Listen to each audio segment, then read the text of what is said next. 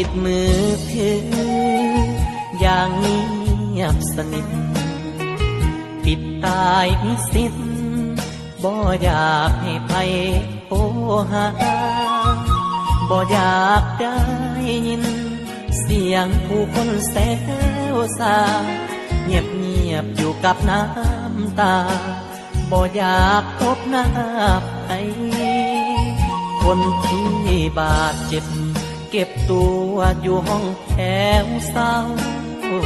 ที่เจ้าเลือกเขาสิโกรธโทษจังใดอ้ายคือคนจนเจ้าบ่าวเศรษฐีทงใหญ่คนรวยเป็นผู้มีไสคนจนอย่างอายเสียใจสามันฝากความคิดฮอดลอดประตูห้องเศร้าอวยพรให้เจ้าจงสนุกสุขสันต์จงโชคดีเด้อในวันวิวาห์แต่งงานอ้ายบ่มีของขวัญส่งคำพรลอดห้องแถวเศร้า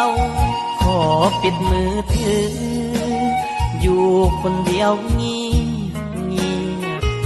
ที่อายเสียเปรียบบ่สู่สนะเขา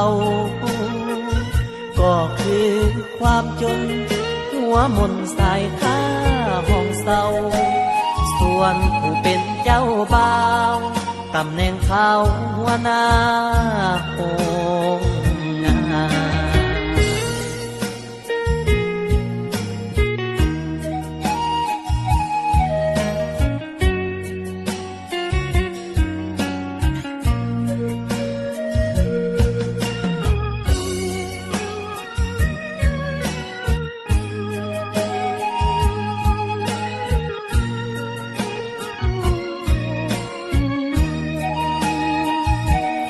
ความคิดฮอดลอดประตูห้องเศร้าอวยพรให้เจ้าจงสนุกสุขสันต์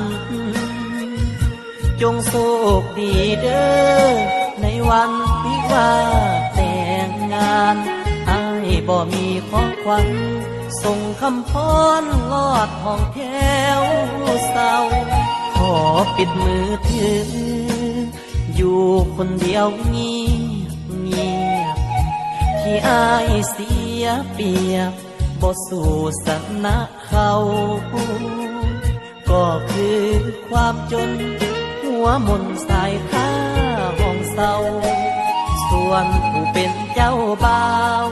ตำแหน่งเขาหัวหน้าโอง